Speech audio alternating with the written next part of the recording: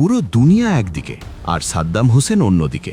১৯৯০ সালের শেষের দিকে ইরাক তার প্রতিবেশী দেশ কুয়েত আক্রমণ করে এবং তার দখল করে নেয়। এরপর আমেরিকা থেকে শুরু করে সোভিয়েত ইউনিয়ন সবাই হুমকি দিল যে ইরাককে কুয়েত থেকে সরে যেতে হবে, অন্যথায় তাদের কঠিন পরিণতির সম্মুখীন হতে হবে।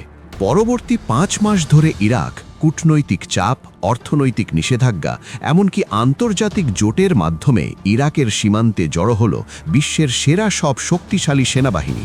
তবুও সাদ্দাম হোসেন কুয়েত ছেড়ে এক পাও পিছু হটেননি। কিন্তু কেন তিনি এত বড় ঝুঁকি নিলেন? তিনি কি সত্যি জেতার আশা করেছিলেন, নাকি এটা ছিল এক আত্মঘাতী জেদ? আজকের ভিডিওতে আমরা এই রহস্যের আড়ালের গল্পটা জানব। ১৯৯০ সালের মাঝামাঝি সময়ে ইরাক ও কুয়েতের সম্পর্ক খুব একটা ভালো ছিল না। ইরাক তখন সবেমাত্র ইরানের সাথে ৮ বছরের যুদ্ধ শেষ করেছে, যার কারণে ইরাক ব্যাপক ঋণে জর্জরিত ছিল, যার একটি বড় অংশ তাদের কাছে পাওনা ছিল কুয়েটের। পরিস্থিতি আরও জটিল করে তুলেছিল তেলের দাম, যা সেই সময়ে অনেক কম ছিল এবং এটি ইরাকি অর্থনীতির জন্য ছিল ক্ষতিকর। এরপর ইরাক সরকার কুয়েতের বিরুদ্ধে তাদের মাটির নিচ থেকে তেল চুরির অভিযোগ আনে। সহজ সমাধান হিসাবে তিনি ভাবলেন, কুয়েত দখল করে নিলেই সব ঋণ মাফ আর সব তেল নিজের।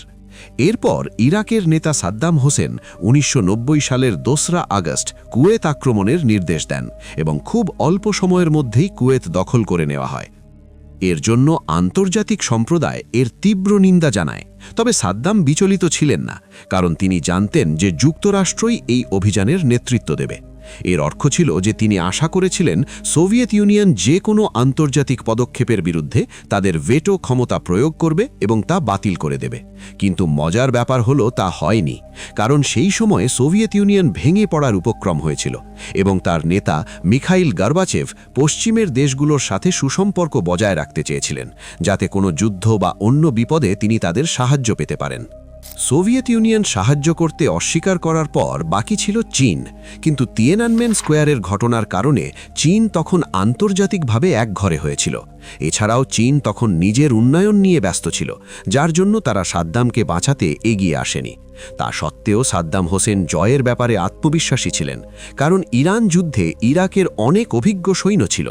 এই যুদ্ধটি ছিল দীর্ঘ এবং রক্তক্ষয়ী, কিন্তু ইরাক তার প্রতিবেশীর তুলনায় মাত্র 1/3 আয়তনের হয়েও টিকেছিল বলে সাদ্দাম একে এক বিশাল বিজয় হিসেবে দেখতেন।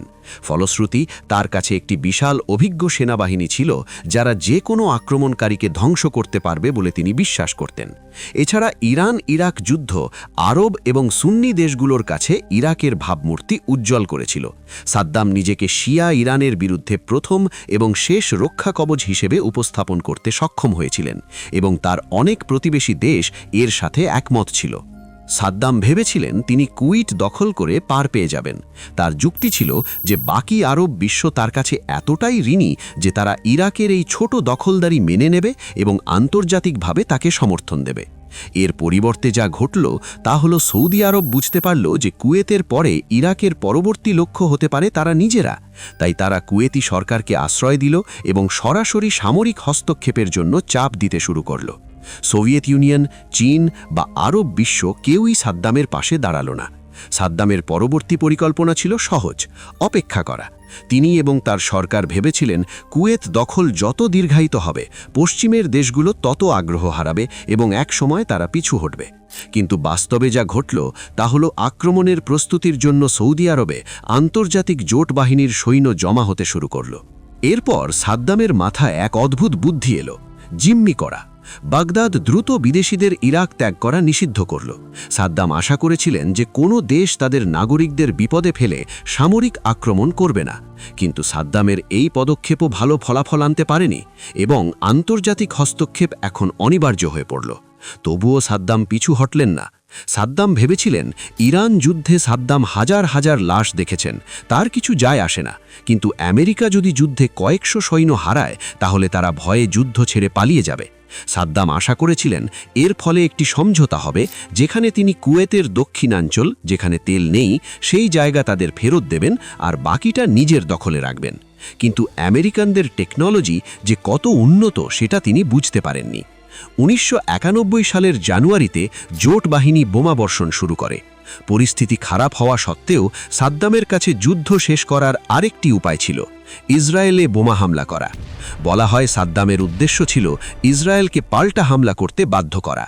এতে সাদ্দাম যুদ্ধটিকে একটি ধর্মীয় যুদ্ধ হিসেবে প্রচার করতে পারতেন এবং এর ফলে আরব দেশগুলো বাধ্য হয়ে সাদ্দামের পাশে দাঁড়াত। আসলে এই কথাটি আদৌ সত্য কিনা তা ভাবার বিষয়, কিন্তু ইসরায়েল কোনো পাল্টা হামলা না করায় সাদ্দামের এই শেষ আশাও ভেঙে যায়। অবশেষে 1991 সালের জানুয়ারিতে শুরু হয় অপারেশন ডেজার্ট স্টর্ম। আকাশ থেকে বৃষ্টির মতো বোমা পড়তে লাগল। মাত্র 4 দিনের স্থলযুদ্ধে ইরাকি বাহিনী কুয়েত ছাড়তে বাধ্য হয়। ইরাকি বাহিনী কার্যত ধ্বংস হয়ে যাওয়ায় জোট বাহিনী তাদের অগ্রযাত্রা থামায় এবং যুদ্ধবিরতি ঘোষণা করে। সাদ্দাম আলোচনায় বসতে বাধ্য হন এবং তিনি কুয়েতের স্বাধীনতা মেনে নিতে এবং যুদ্ধের ক্ষয়ক্ষতির মূল্য দিতে রাজি হন। সাদ্দামকে ক্ষমতায় থাকতে দেওয়া হয়, তবে শর্ত ছিল যে তাকে তার সকল রাসায়নিক অস্ত্র ধ্বংস করতে হবে। সাদ্দাম হোসেনের এই জেদ ইরাককে ধ্বংসের মুখে ঠেলে দিয়েছিল। ক্ষমতার দম্ভ আর ভুল হিসাব যে একটা দেশের জন্য কতটা ভয়াবহ হতে পারে, ইতিহাস তার সাক্ষী। বন্ধুরা, আপনাদের কি মনে হয়, সাদ্দাম হোসেন কি আসলেই পরিস্থিতির শিকার ছিলেন, নাকি তিনি নিজেই হতে চেয়েছিলেন মধ্যপ্রাচ্যের রাজা, নাকি পুরোটাই ছিল তার জেদ? কমেন্ট বক্সে আপনাদের মতামত জানাবেন।